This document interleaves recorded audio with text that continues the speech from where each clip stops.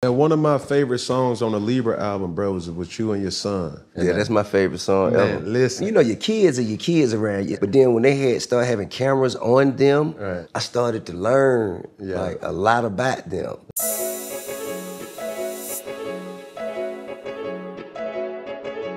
One thing, I'ma say it again, I'm not gonna play into the hands of the enemy. I understand what's being done. I don't know if everybody involved understand what's being done. Right. You see, that platform is meant to dissect, divide, and watch. Yo, what's good? What's poppin'? What it is, what it ain't, what it could be, what it should be, what it would be. Cam Newton the Son, Mr. Boogie the All, and I'm here with another episode of Fucking Friday. Now, this ain't no regular episode, you feel me? Like, it's not, you feel me? I feel like my Atlanta lingo gotta come out proper, but you know what I'm saying? Enough so, you know what I'm saying, to be relatively exquisite in my approach as I take y'all through this one. This is a very special one. Today we have the CEO and founder of Grand Hustle Music, Grand Hustle Films, entrepreneur, businessman, husband, father, the list goes on. And as he will call it, it's the king. Yeah. What's happening, player? T.I., my boy. What's going down? Man, I can't call it, man. What's the plan? Man, listen, bro. Give me some fly I can try. You know what I'm saying? I tell you this, bro. Being in this industry as long as you've been in this industry, right? How you've been able to evolve, businessman, philanthropist, different genres of music, actor, producer, you know what I'm saying? And the list goes on, comedian. What's the T? What that mean, the T is been... You're like, tell me how you was able to do it. So I'm like, what's the secret? Well, one thing at a time, you know?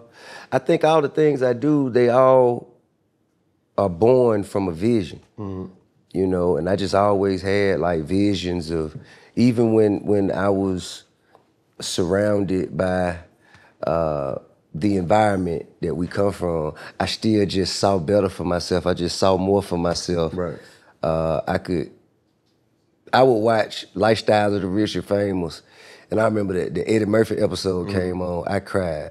You know what I'm saying? Because I just knew I was supposed to be there, you know what I'm saying? And my grandma used to tell me, you get something on your mind, you just won't let it go, you know?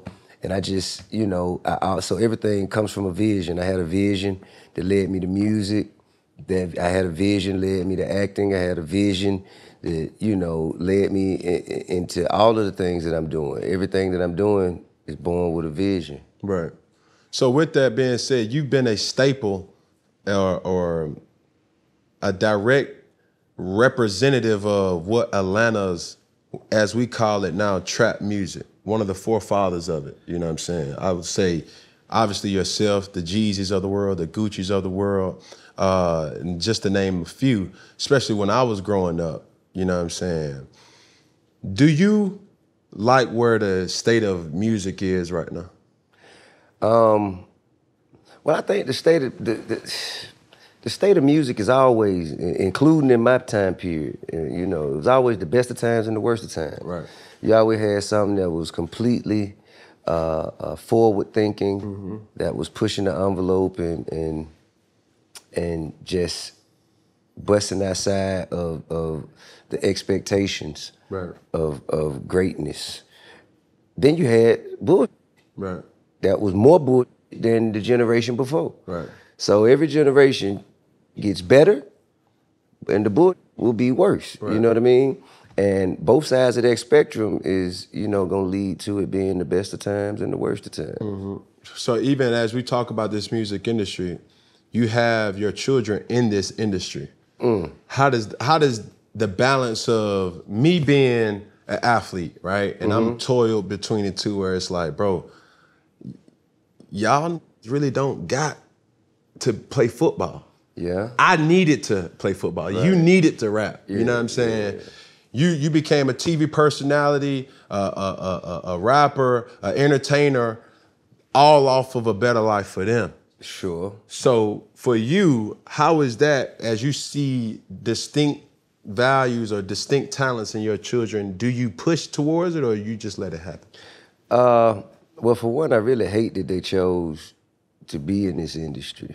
Not that I hate that they chose music, or that I hate that they are passionate about music. I hate that they chose this industry because I know all the treachery and the deceit and I know the dastardly nature. Not the dastardly. Yeah, I mean it's. But take me through it. Like it's full of thieves and crooks. You know what I'm saying? It's full of people who, you know, who want to smile in your face and then operate under different principles behind your back. Right. People who, you know, hide their heart, hold their tongue, you know, and people who can't wait to get you in a moment where, you know, they can leverage themselves against you, to oppose you. And I just didn't want to introduce them to nothing like that. But I guess, you know what I'm saying, that's a part of the world we living in, and it's only so much sheltering that can be done. But speaking of sheltering, bro, and I was excited to get you on off of this whole thinking and theory. I seen, obviously, one of your sons in the Waffle House situation. Yeah. Right? Yeah. But coming from a parent, your explanation was perfect. But at the same time, me having 7 children of my own, right? Teenagers, 1 teenage male, 1 teenage female. That life that they live, you try to protect them as much as you possibly can, but also give them the freedom to be a man or a woman. Sure. You feel what I'm saying? And it's not fair to them who share your last name because they will get perks because of, oh man, that's Tip's son, bro, let him in. Oh man, T.I., man, that's his son, man. What?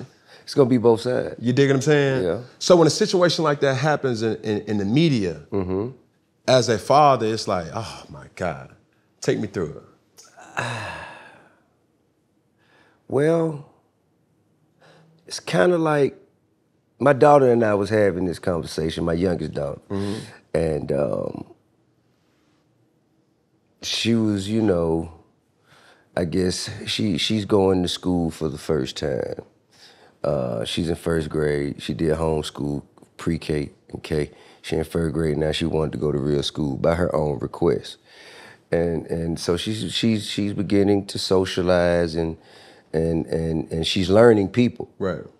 So she told me that this, you know, that this one young lady in her class was passing that popsicle and gave her the one that she know she didn't like. She said, and she doesn't mind this flavor. So I just said, no, give me that one. And she said, well, I would, but I already had my hands on it. She said, but you didn't even open it. And I said, no, that's too much. Listen, you see that she did that on purpose. Right. She meant for you to have the one that you didn't want. She said, well, why would she do that? I said, because that's all she can do to affect you at that moment. You know, and I just told her, man, when you leave out this house, don't nobody really care about you for real. Right. The people who care about you are gonna be in this and gonna be right here under this roof. Right. Outside that door, don't expect no favors or no love or appreciation from nobody. If you get it, assume it's fake. And if you find that it's real, appreciate it, but don't believe it. Yeah. You know what I'm saying? That's a proverb right there. I mean, that's just kind of how I deal with it. And it's been that way, especially for my kids, all coming up through school. And a lot of times, the spoils that come with having your same last name or being attached to, they aren't ready to navigate themselves through access. Yeah, what to receive, the discernment that that is necessary to navigate through what may come to them. So at times we have to try and do that for them. Yeah. You know what I mean? But we see you ain't got this, you ain't gamed up enough yet. Right. You're overly exposed, especially with social media. Correct. You're overly exposed and you ain't gamed up enough to know you know, what to receive and what to reject. Right. So I kind of have to be the intermediary there as much as possible. But the world don't want that. The world wants you to let, even though they overexposed, even though you know they ain't ready, you can't intercept it. Let it happen. Right. It's kind of like how the world works. You know what I'm saying? As a parent, we're shackled to society's standards, no matter what our child may need. You know what I mean? Right. Like, even if our child need that, we're shackled to society's standards. But you can't whoop that. Dig what I'm saying? Man. So that, but you know, so either I have to, you know, I read a quote from Nip. At least that's why I heard it. He said he read it from somewhere else, but I got it from him. He said, would you rather be at war with the world and at peace with yourself, or at war with yourself and at peace with the world? You dig what I'm saying? And, you know, I chose the former. Right. But I'll say this, and this is a public service announcement for anybody that's giving away something. I don't know no black person that like any yellow rapper, anything. I'm guessing she probably got the yellow popsicle.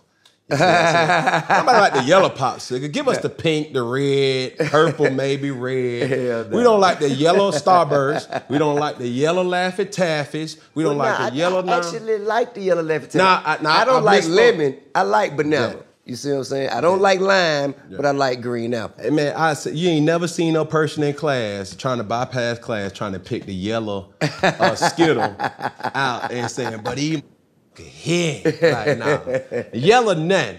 I give a pass to the Laffy Taffys because I f with them too. You know what I'm saying? But as far as yellow, that ain't necessarily it. One thing that I commend you on too, bro, is just the honesty and the realness. You know, you are one of the few people who made it out of the reality TV kind of phase and still stay relevant though. Like as an impactful look, it comes off of me saying reality TV is still acting.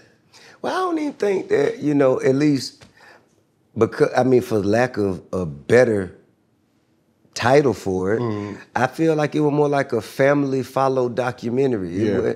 I mean, it didn't seem like reality TV as much.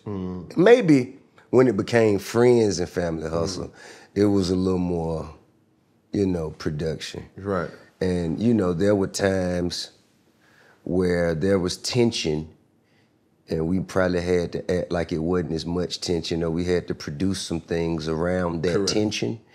But for the most part, man, we were pretty much being ourselves the whole ride, you know? So much is so that I didn't know my children had that much personality. Like, you know what I'm saying? Like, you know, your kids are your kids around you, especially Major. Right. You know, they present themselves one way around you, but then when they start having cameras on them, when I wasn't around, I started to learn like a lot about them. Right. And, you know, to be honest with you, man, that's the dopest family photo album. Yeah. I could ask for. It's always, man, you say, man, look at this knucklehead right here. Shit, he was in the womb and then all of a sudden, boom. You know what I'm saying? You see it happen. For a person who has had his pretty much, you know, multiple decades in the game, evolving from personal struggles. We seen you go to prison, came back, dropped a dope album and just picked up right where you left off. You done seen your fair share of bust in the music industry, but you still been able to evolve over time. You know what I'm saying? Man, I think more than the music, it's the story that's selling. I think people have kind of, you know, every artist has a story. And mine is one, I feel that, you know, is one of evolution. You dig? Even though I came in trap music, opened up the door and ushered everyone else in. Right. And made it mainstream. I just wasn't stuck there. I wasn't stuck there. My evolution was imminent. I knew that I was capable of doing other things. I was just always like, how can I say, not astute for some, not astute enough for some. You know what I'm saying? You was ignorant and too astute for others. Right. You was too ignorant to not know what you couldn't do, but ambitious enough to know what you wanted to do. Absolutely. But the thing I'm saying is, like, in certain crowds of people, right? You know what I'm saying? Like, let's say if you take it to, you know, just the elites, if you will. Right. They might consider me too ghetto. You know what I'm saying? Right. But if you take me to the ghetto, man, that nigga that too, you know, he too goddamn sedated or whatever. Or that nigga, he too smart. Right. You know, so I was always just kind of stuck in the middle. You know what I'm saying? So I just catch my waves or my rooms of people and kind of. I always kept my circle kind of small, and I've been known as a person that didn't really mingle well. Introvert. I mean, I guess I am an introvert. I kind of create my environment where I feel like I can be an extrovert. Mm-hmm. Like, for instance, in this place right here, I'll be very social. Yeah. People that I already know, people I can, you know what I'm saying, that I feel like I understand what I can expect from everybody in here. Correct. I'm very extroverted in that. But then you take me somewhere where I don't know nobody, you know what I'm saying, then I'm watching. And, you know, so I think I've always been in that position. But that's what Atlanta has taught us. You feel me? Like, for the longest, a lot of people didn't even know I was from Atlanta. Because I went to 3 different colleges. I went to, obviously, University of Florida, went to Dream College in Texas, and then, you know, the height of my career in college was in Alabama, obviously Auburn. But as I'm mingling around, I'm taking what I'm learning from Texas, you know what I'm saying? Learning about Lil Kiki, Bun B, Pimp C, all that.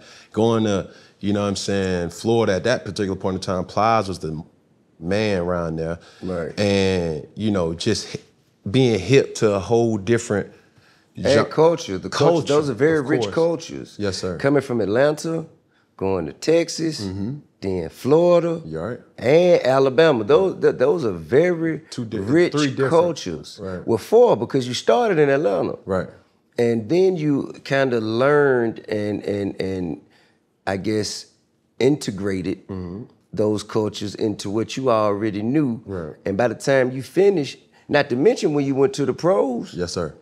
That was the bulk of really my manhood. You feel me? In Charlotte. In the Carolinas. Right. So you pretty much had a Southern gumbo. You ain't missing nothing but Memphis and Louisiana, man. You know what I'm saying? All that. Yeah. So right now, to hit you with a switch up, right? I'm gonna play a game with you. Okay. In this segment, and it's called Tip of the Tongue. Oh, okay. Right? So I'm gonna give you a word or a stanza or a whatever. I say tiny hairs. And then boom, you gonna give me a word. That comes to the first word that comes to mind. Got it. You dig what I'm saying? We got 1 minute to play. Okay. So whatever comes to your mind first, that's what you're gonna rock and roll with it. Right. Is you ready? Yes. Cascade Skating Ring. ATL. LeBron's new scoring record. Legendary. Blueface and Krishan Rock. Question mark. Rihanna at the Super Bowl. It's amazing. Lauren London's return to acting. Inspiring. Now, I'm expecting these words to be a little bit more damn one vowel. But needless to say. Next one. T.I.'s performance in the film Fear. Short. Like these words. The Shade Room. Toxic. Kyrie Irving and the Nets. Separated. Donald Glover's series Atlanta. Is in its final season. Will Smith slap at the Oscars. Gangster. Takeoff's legacy. Oh, man. Godly. Halle Bailey as the Little Mermaid.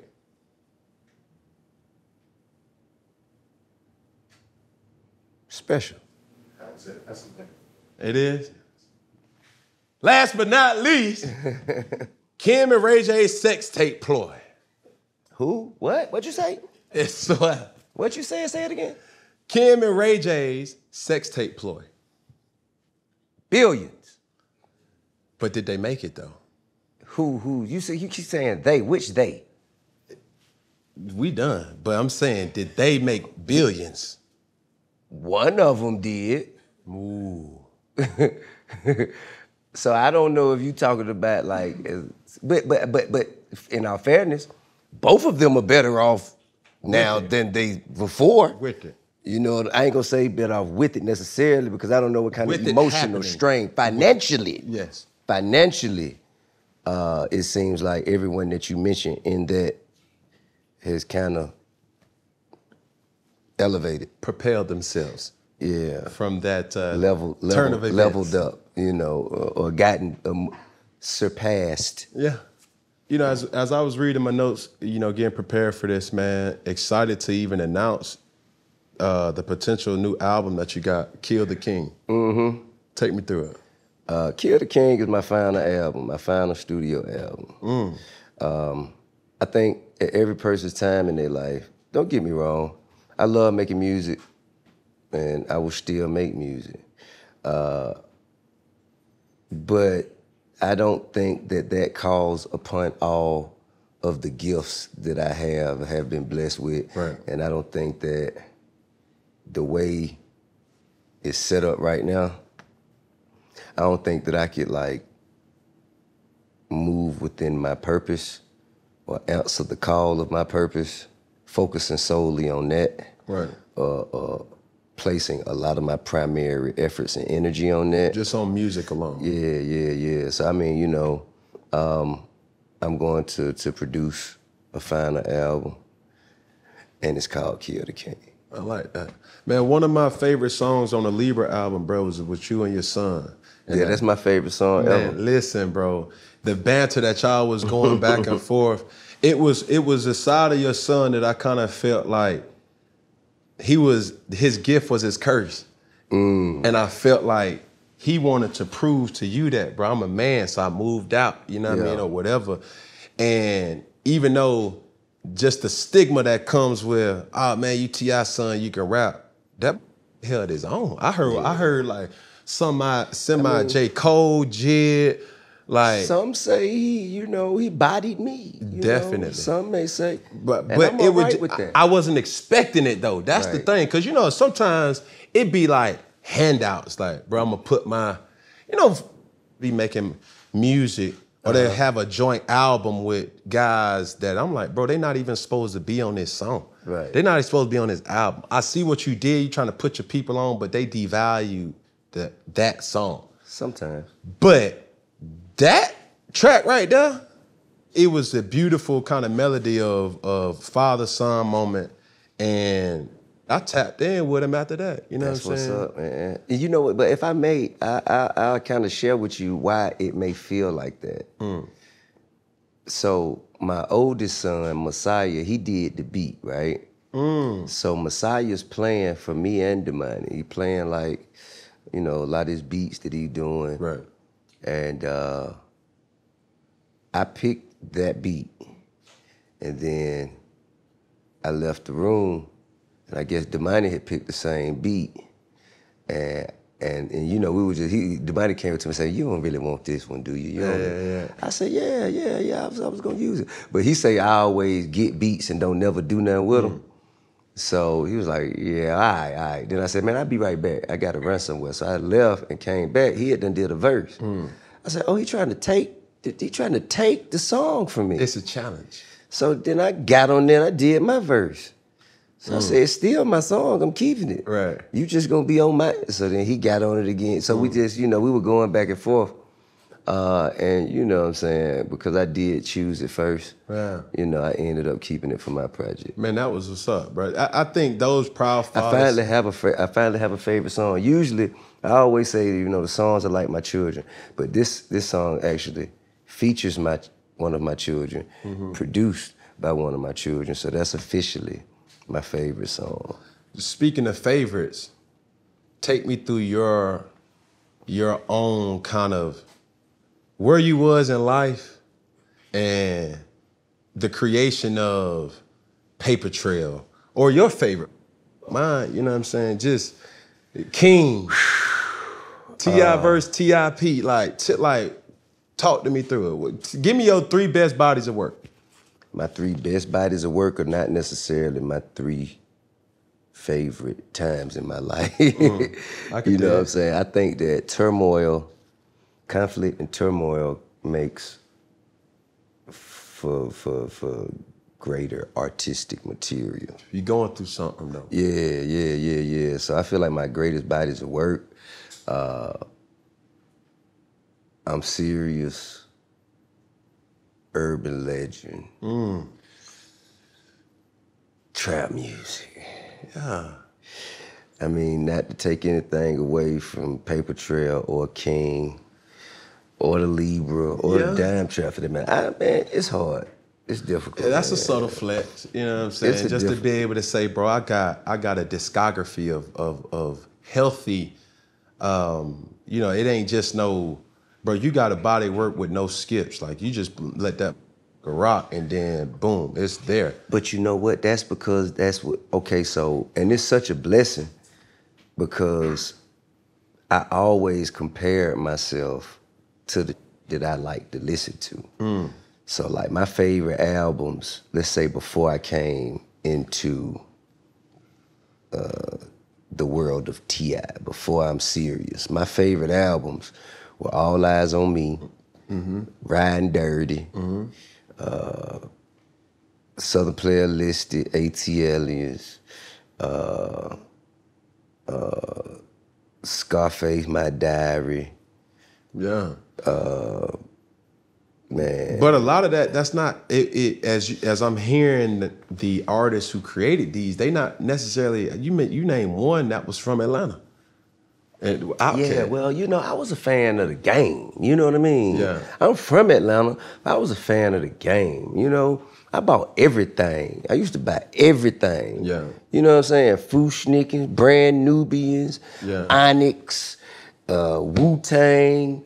Man, I bought Craig Mack. Yeah. I bought everything. Yes, I used to spend the summers in New York and I used to get, you know what I'm saying, I used to go and buy the bootleg from 125th Street, or either walk down Broadway and just, you know, they had a little man with the blanket up, you know, selling the little tape. Yeah. I used to go down there and buy all that, the Ron G tapes, the DJ Clue tapes, you know what I mean? And I would just submerge myself in hip hop. Yeah. You know what I'm saying? But I love Too Short.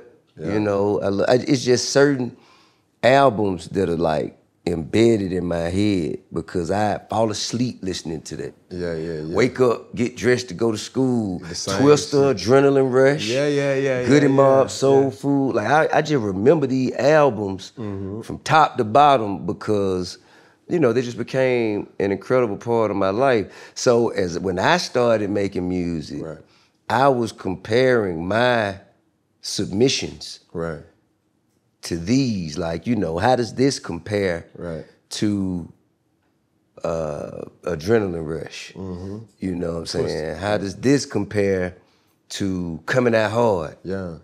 You know what I'm saying? 8 Ball MJG. How does this compare to Riding Dirty? How does this, you know, and that's just the way. That's why, you know, if you hear albums that I have with no skips, it's because I was comparing them to albums that I knew didn't have no skips. And what types of songs? The flow. Right. The flow, in and out.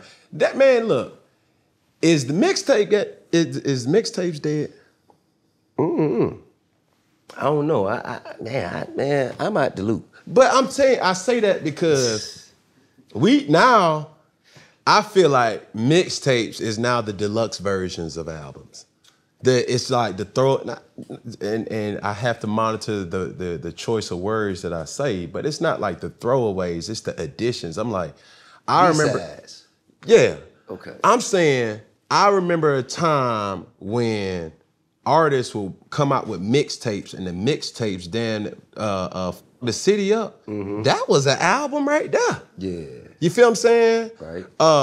Just the whole that was a whole different portfolio of music that we don't necessarily see now. Right. Because cats will just drop albums. They'll drop albums. They'll drop a deluxe to the album. And then it's like, bro, what about, you know what I'm saying? Like, we still waiting for years for something to happen when in years past, when I was in high school, T.I. mixtape, Jeezy mixtape, like, them was just as impactful. Lil Wayne mixtape, like, them was just bodies of work. You dig what I'm saying? Absolutely. I think what we were finding ourselves in was a time where we were beginning to be straight direct to consumer, a direct to consumer industry. You know, being on a major record label and getting ready to put an album out, especially at that time, were kind of like making a U-turn in a MARTA bus. Right. You know what I'm saying? Right. You get Tough. You got to, you know, it's back up. You did. Stop the traffic. Whereas the mixtape allowed us to move with more agility. You dig what I'm saying? We could record them, but then we could put it out on Monday, Tuesday, whenever we wanted to, just with the push of a button. So I think that was the beginning of that time. Right now, if I'm correct, I think playlists are more important because so people don't really listen to full bodies of work unless you like, you know, from our generation. Right now, they just want to jam in their playlist. Right. And you ain't even got to put the playlist together. If you search an artist, they gonna take you straight to everything that's inspired by, you know, featuring, you know, they best work. It's more of an algorithm now. I think the algorithm is probably that's what replaced the mixtape. Now, while we're on this topic of creating music, just recently seen in the news that you and Boosie had a joint album coming out. But I don't know where it went left, don't even know where it went right. Is it happening, is it not? Where? I had no indication that anything of the sort would be made. I don't think, no. Take me through it, keep it funky now. I mean, it ain't really much to say. I think more so than anything else, it's a disappointment. You know what I'm saying? I think the platform in which this interview or these comments or this this epiphany was made public. Yes, sir. You see, that platform is meant to dissect, divide. Correct. Or even if it ain't intentional, it's been known. Correct. To separate, to poke. Separate brother from brother, neighbor from neighbor, and watch, look along, and laugh along with the enemy. You know what I'm saying? Not to say that they are the enemy, because I don't know, but it might look like them. Right. So to see that happen and to see, my main thing is, man, I don't wanna play into the enemy's plot. As you should. You feel me? So the simple answer to that question is no. It's not coming up. No, it's not. And it was dope too, but no. And I think that the thing that made it make the most sense for me was because it was an opportunity to speak life into and educate people that probably wouldn't have had the opportunity to hear the kind of information that were being spoke on. But I say it like this, and even from man to man, I see this happen from afar so many different times, because I'm like, what if Young Thug and Rich Homie never beefed? What if Jeezy and not Tip, but Jeezy and Gucci didn't have any beef? What if Luda and 2 Chainz would have, you know what I'm saying, and I'm like, I'm seeing something happen, and as a man, I'm like, this can't be talked about. I mean, you know, the thing is, I can see it too.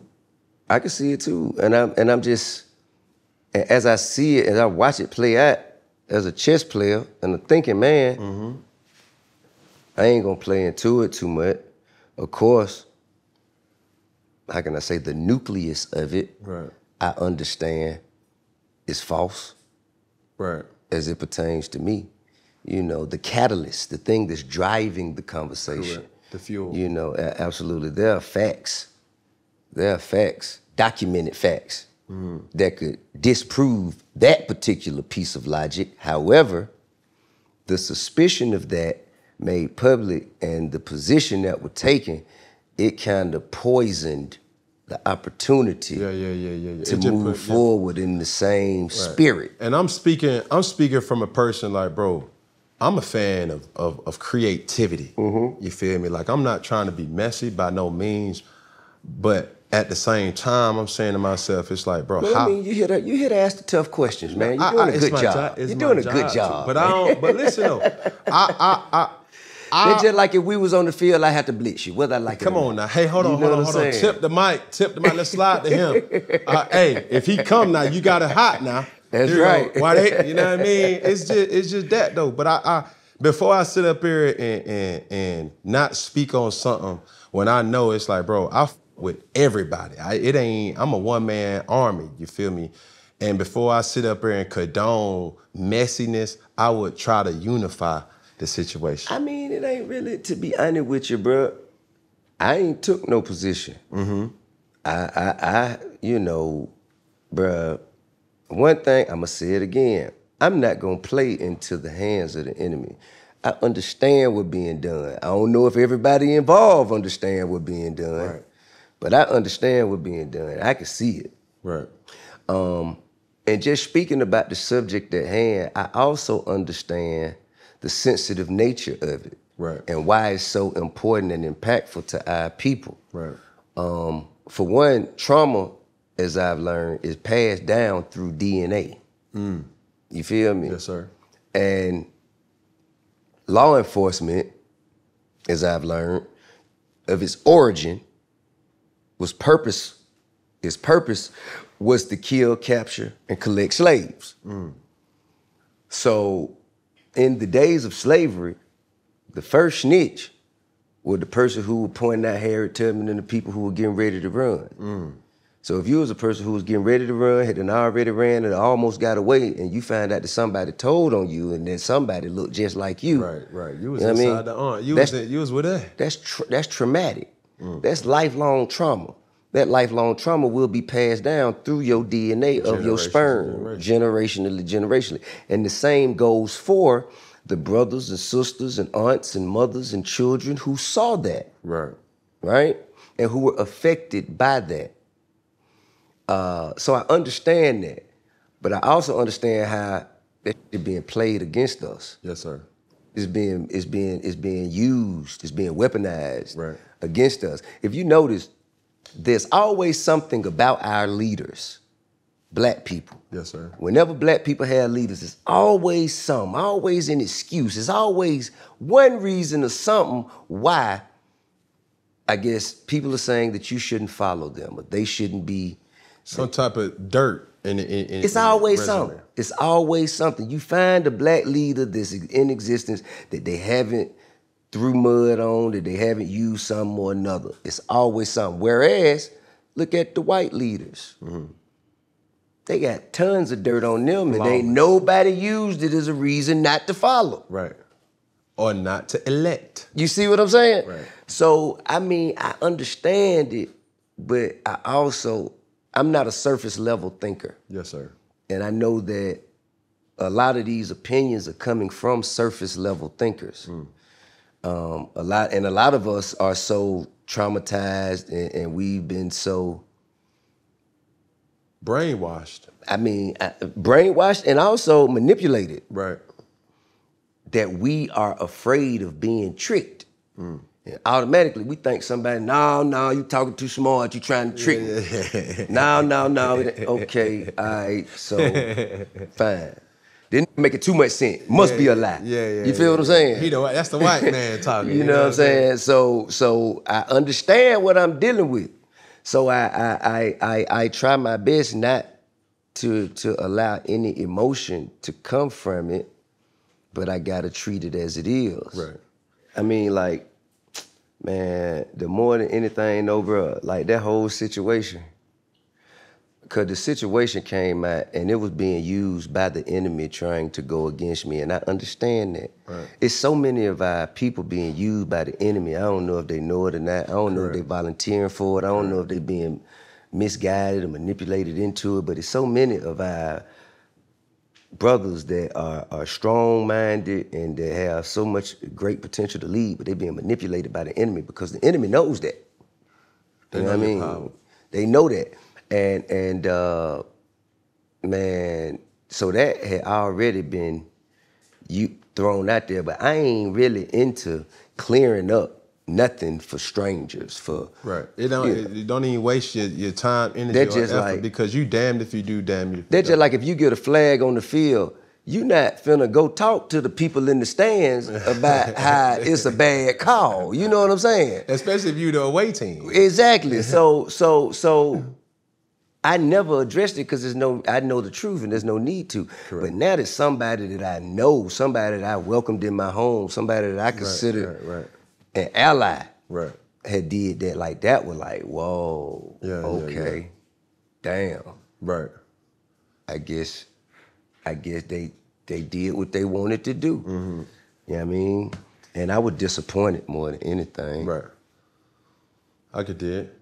I'm sure similar things must happen in football, in the locker room. You have no idea. It's starting to play out a little bit, you know what I'm saying? We saw the Tom Brady and AB. Yeah. You know what I'm saying? Foolery. You know, I mean, I'm an outsider. I don't know.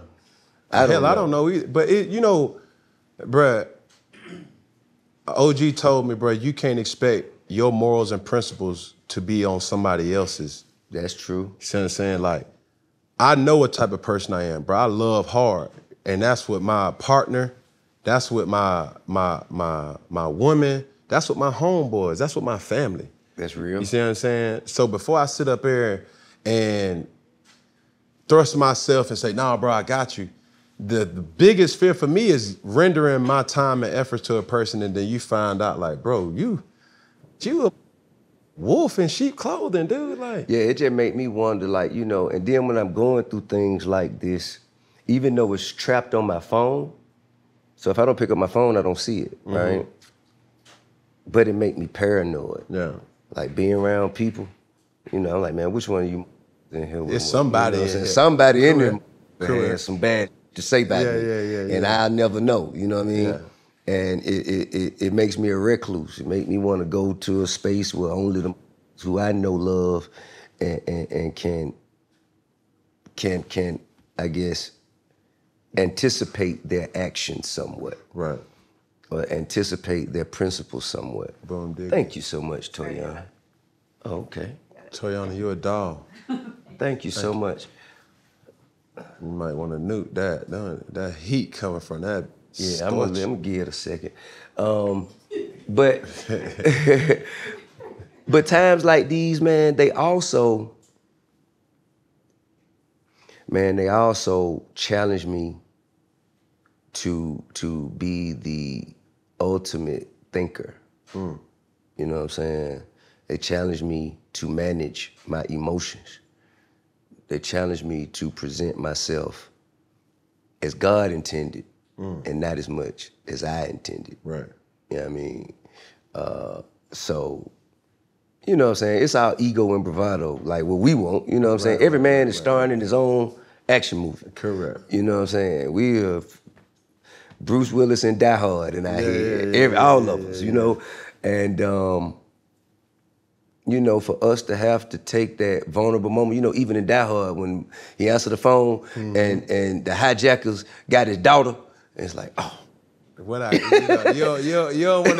to admit that they got you. You know what I'm saying? You got, Yeah. You dig? So it kind of, it brings a certain calm and a resolve and a humbling sensibility that allows me to see things much differently. Man, listen, before before anything, bro, I want to give you your flowers to just, you came. I also, wait a minute, I'm sorry. I also want to read to you a text that I received. And I hope he don't mind. I ain't gonna, let me see, he probably ain't gonna mind. So, it's one of my good partners who I went to elementary school with. No way. Yeah. He just happened to be a legendary Grammy Award winning songwriter, composer, producer, singer, whatever. And he sent me this, I suppose in light of all going on. He said, remember and never forget, the space isn't the space where we come from. You are so blessed that when people around you stop long enough to see what you have and notice they don't have it, they become jealous. Rarely, but sometimes the world does us a favor. Maybe you bigger than you are trying to be, in my eyes at least. And this is the part that got me. Trees don't hang around with the grass, even though they all started from the same place. I would have cracked my damn phone. I would have dropped that. That bit was hot. Hey, man, that was prolific. Yes, sir. But even then, bro, like, you so multi-talented, and to my point of giving you your flowers, like, bro, like, what you've created, and it's coming up on its 20th anniversary in the Trap Music Museum, highlighting genres of music that didn't exist or didn't have the light. Right. You feel me? Right. But you've done a good job with educating people that look like me and you about the history of Trap Music Museum, you know what I'm saying? Right. Going from not just the TIs of the world, but every single individual. Right. And as a businessman, as an entrepreneur, so when you talk about evolving, I see it, you know what I'm saying? I've always admired that type of person to say, bruh, I was dealt this, but I'm gonna make a book out of something, you feel what I'm saying? And so for you to be able to have 20 years in the Trap Music Museum, man. Cool. Well, see, now this is the thing. It's 20 years of trap music. The Trap Music Museum is going on its 4th year. Well, I said that wrong. No, but it's cool, bro. It's cool. Right. A lot of people get them, you know what I'm saying? But that's what you did, though. You see what I'm saying? It was a collective effort, and that's both. That's both. Trap music and the Trap Music Museum was all a collective effort. Trap music was born, in my eyes, you know, of course, there were other artists. Hip-hop has always been the voice of the community. You know, the way that we kind of highlight the things that we endure in our environment and showcase it, sharing it with others outside of that environment. Who aren't necessarily always from that environment. And can't come to that environment. Absolutely. So that's always happened. From don't push me cause I'm close to the edge. From that, you know, to the police, you know, to you know, dope boys in the trap. Right. Now, there have been other artists that, you know, rapped about the lifestyle, from Master P to Sammy Sam to Damn Shame. There were other artists that precede me that rapped about certain things. But putting it together, combining the word trap with the word music to describe a sound, that didn't happen till 2003 when trap music was released. And the purpose of it, to be honest, was just to share me, my homeboys, all my partners, where we came up in Atlanta. Because I noticed that the way we were living, as we were listening to Goody Mob, we were listening to Outkast, you know, we were listening to Lil Jon. But they didn't necessarily speak to the grind and the grit of, it just wasn't quite there. You know what I'm saying? Although there were parts of it there, and they came from that. Correct. But it just wasn't completely on topic in a way that represented what we were going through. Correct. So I wanted to make something for us. Right. You know? And I learned that the demand was there because on my first album, right. I'm Serious, the most popular song on there was Still Ain't Forgave Myself and Dope Boys and Trap. Right. So you like Dope Boys and Trap, Still Ain't Forget. Okay, I'm gonna do a whole album of this. Correct. And call it trap music. Correct. And Dope Boys in the Trap was like, okay, so nobody would play that song on the radio but Greg Street. Nobody would.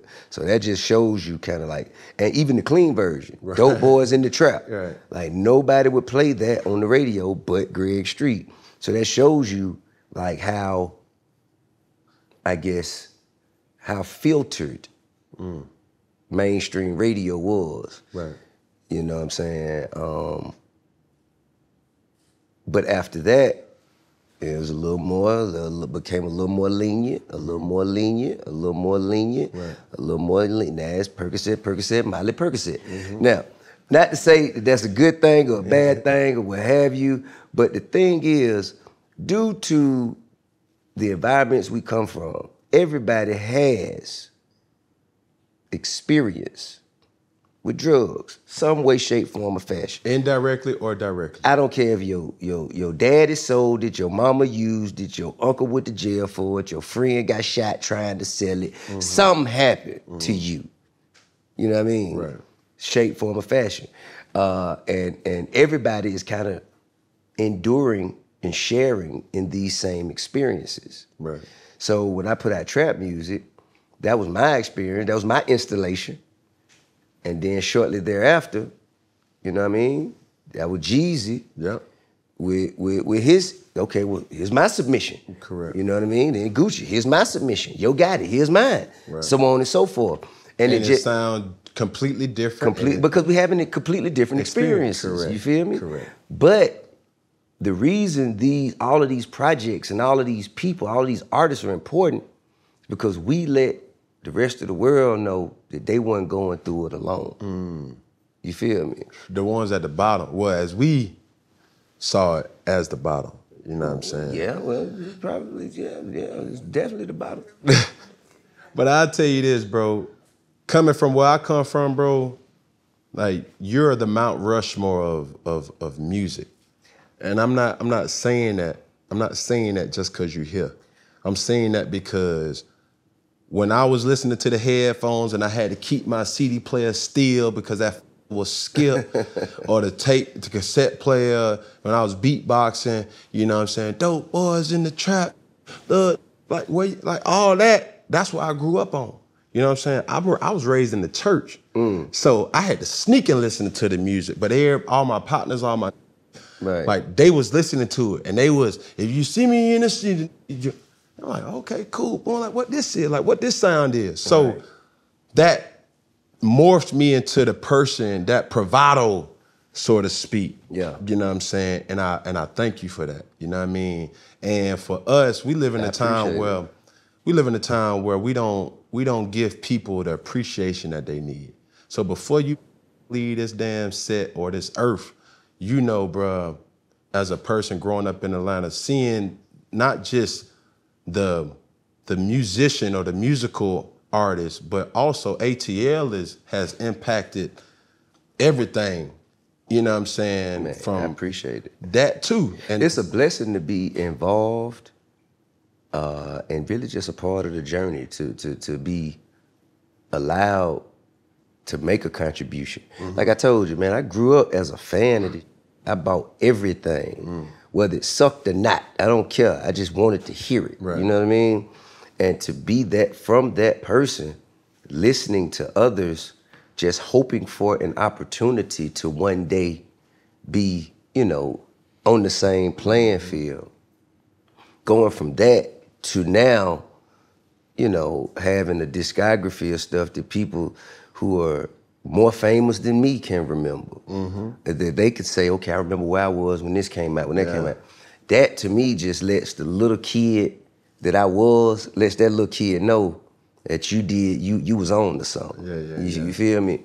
And a lot of people say, you know, trap music, even after 20 years, they like, yo, well, it's just glorification of felonious activity. It's just people, you know, making light of people selling drugs. Well, I say to that this. If you look at us differently, don't look at us as drug dealers, drug users, or former drug dealers. Look at us as refugees from the war on drugs. A war that was waged against the citizens in this country that looked like us. Correct. Crack was dropped off in our communities. Right. These sentences were meant to take us away. Remove us from being able to be fathers, brothers, mothers, cousins, uncles, aunts. Just break down the family dynamic. Right. And from that, we found the silver lining. We took what the devil meant for bad, allowed God to use it for good, turned it into philosophical presentation, set the music, called it trap music, and changed the course of living for our families forever. And nothing else has been able to do that for us outside of throwing a ball. Yes, sir. Catching, throwing, shooting. I mean, ain't nothing else really that has been able to do that as much as this has. Right. And no one would say that an alcoholic who drank liquor for 20 years got clean in 2003 and been clean for 20 years, but still can recall how alcohol tastes, still can recall the last time they threw up, still can recall all of the hardships and all of the things, the pain that came with it, and still can recall how they overcame that and made sacrifices to live a better life today. Right. That's their testimony. No one could take that away from them. As and an alcohol user. But they use that testimony to share with other alcoholics to let them know that they too can one day get clean. Yes, sir. Nobody should be able to take their ability to share that testimony with the world. And that's how I see trap music. Absolutely. That was beautifully explained. So as we end things here, we're going to start in unison with this camera, then we're going to go to that camera together, and then we're going to finish to our camera right here in the middle. Okay. We're going to go one finger, one pinky, one thumb, one love. Okay, then. You dig what I'm saying? Tip. Cowabunga. Yeah. Hakuna Matata. You hear me? Yes, sir, man. Appreciate you, bro. Appreciate you, man. Love and respect, man. I appreciate you. Yes, appreciate sir. this. Yeah, man.